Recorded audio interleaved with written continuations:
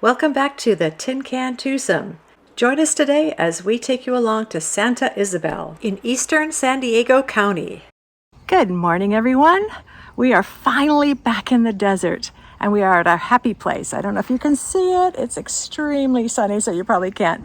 But we're finally back here after months and months of scorching heat. Would you believe it? It's been up to 120 degrees this summer. Crazy.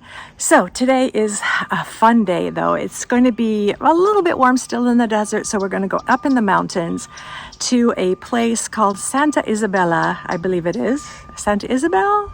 Santa Ysabel. And we're going to go on a hike there, a nature loop, which would be a lot of fun.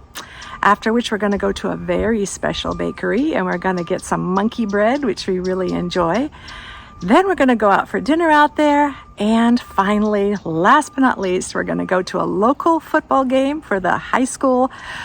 And it'll be a competition between Borrego Springs and Warner Springs. So it's a full day. It's going to be packed. It's going to be fun. Come along and we'll show you the beautiful things that are out there to enjoy. As we drive up the Montezuma grade, the temperatures begin to fall.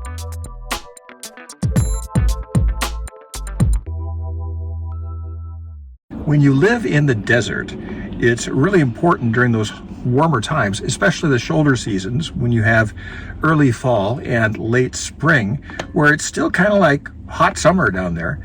It's important to be able to go up to higher elevation. We're going back up to the mountains to high elevation, where it's nice and cool, even early in the fall.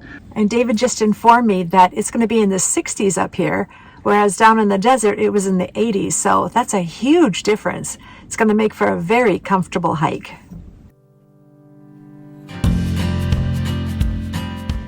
The clouds are getting darker, and anywhere else in the country, that would mean rain. Here in Southern California, it means shade, which is almost as good.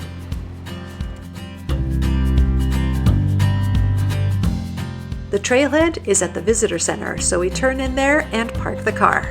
At the elevation of 3,725 feet, it's already starting to cool off.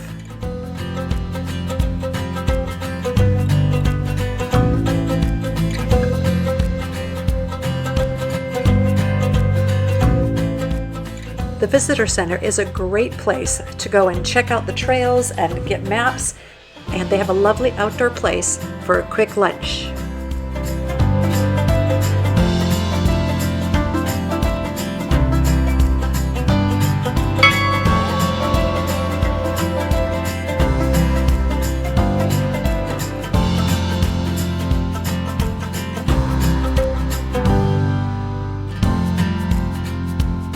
Okay, last time a few years ago, we started down here, parked here, came up to this spot where this picnic table is, right by this big tree, and we made a loop and went back down the hill. That's called a keyhole hike, where you go up, make a loop, come back down the same way.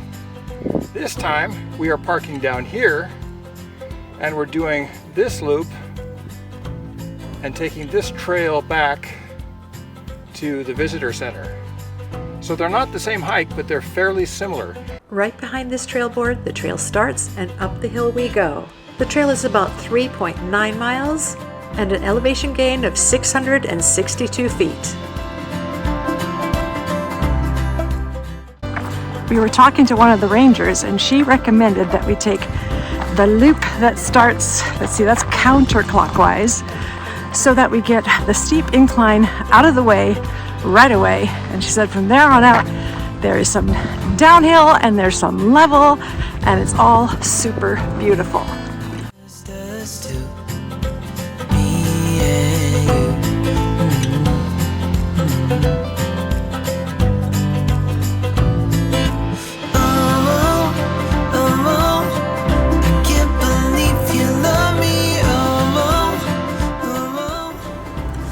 Fortunately, the trail is always very clearly marked.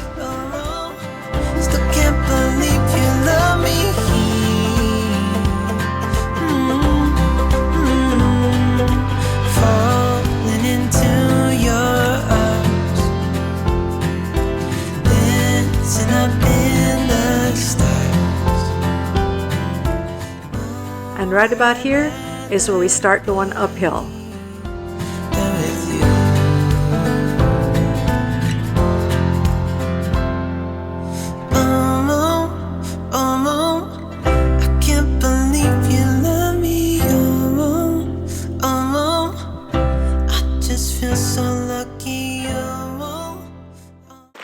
I think we have to go all the way up there. So there is Santa Ysabel, right here. And that road that goes up the hill, that goes to Ramona, and this way it goes to Julian. Still can't believe you love me.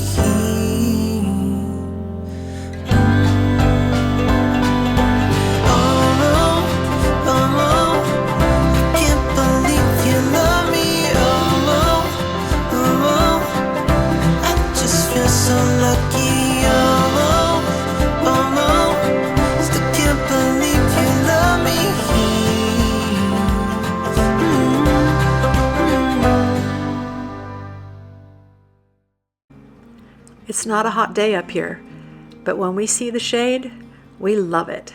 In a world of green, just like a dream, you and I standing wild and free, with petals so golden, the sun's warm kiss, a love so strong, a bliss.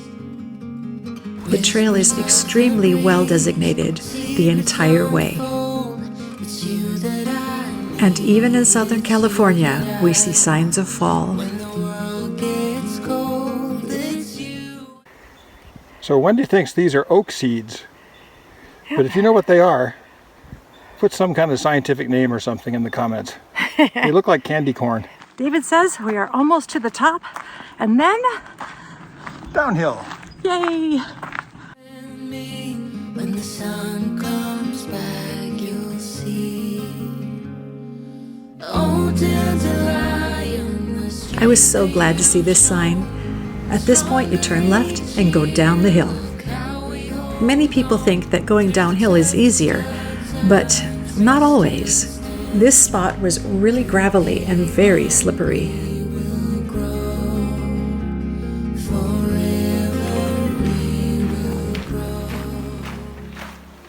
Here we are at the top of the loop trail, and this is absolutely beautiful. We're going counterclockwise, and this hooks up with a trail that we took a long time ago that is now, since then, been connected to this whole trail system. Eventually, they're going to have a trail called Crest to Coast, and that's going to go from the highest places in San Diego County all the way down to the beach. And here we have a cattle pasture with a pond, cow pies on the trail, and lots of grass to eat. If I were a cow, I'd be a happy cow here.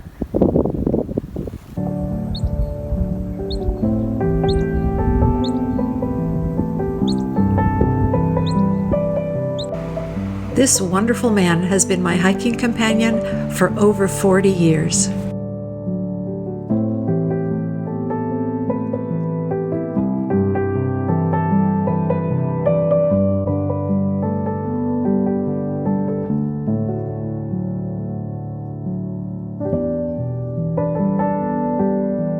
As you walk past this post, you start to go downhill, a long ways down the hill.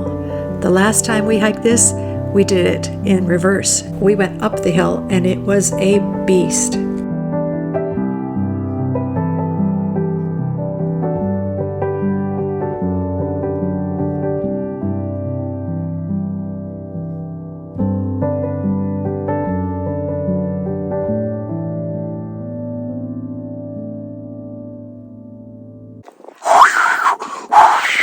Too windy here for an outro. Just No, kidding. it's not. We're just about finished with our hike. Actually, we got about a mile of flat stuff down there at the bottom, but we are looking down at this beautiful valley, San Isidro, and I just have had a wonderful time up here. And the nice thing is we're in better shape than we did last time because this is not as strenuous as the last time we climbed this hill. Well, yeah, but we went downhill this time. Yeah, but we went up the same hill on the other side. Yeah, that's true. Anyway, thank thank you for coming along with us, and we hope that you'll give this video a thumbs up, and that you'll subscribe, and that you'll ring the bell. Tell someone else about the Tin Can Twosome. That's right. Keep doing it so you can keep doing it. See you on the next adventure. Bye.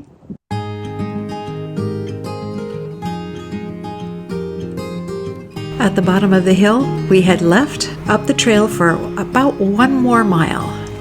The good thing is, it's level all the way back to the visitor center. Despite the fact that a hike is not always easy, there's something so wonderful about getting out there in the fresh air. And there's nothing better than making it back to your car.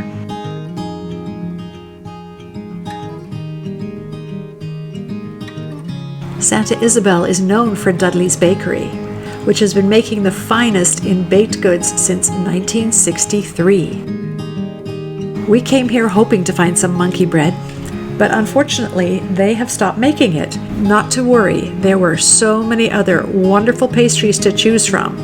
Our only challenge was, which one are we going to pick?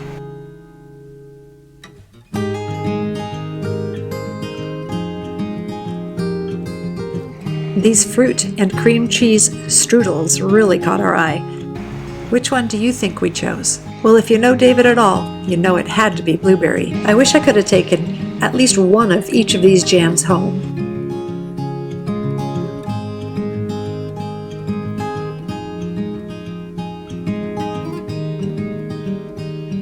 This blueberry cream cheese strudel was absolutely delicious. It was also super flaky, so Dudley's, we apologize for all the crumbs on the floor. But we're not done yet. A couple of hours later, we had the most amazing dinner at Farmhouse 78.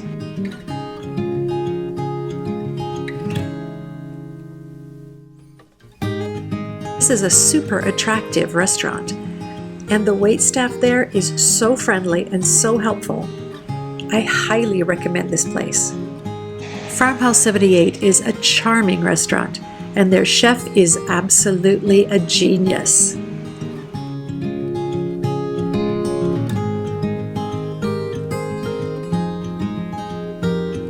Our waiter brought these ginger muffins to our table as we waited for our meal, and they were incredible.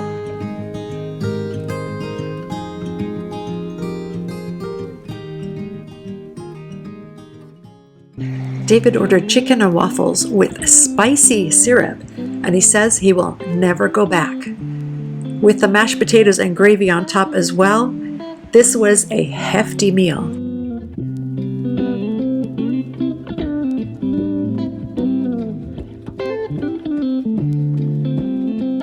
I ordered orecchiette pasta with pancetta and peas. Orecchiette means little ears in Italian. It's hard to put into words just how delicious this was. When I got home, I downloaded a recipe for it, and I made it, but it was nothing like theirs. Theirs is incredible. Well, that was some of the best food I've had in a really long time. Who knew? Santa Ysabel, California, middle of nowhere, population minus 40. It's just, That's not true. It's just a little crossroads. Yeah, but they have a restaurant with the best food imaginable. Seriously, I would travel a long ways to come back here. Some things are worth seeing, other things are worth going to see. And some things are worth going to eat.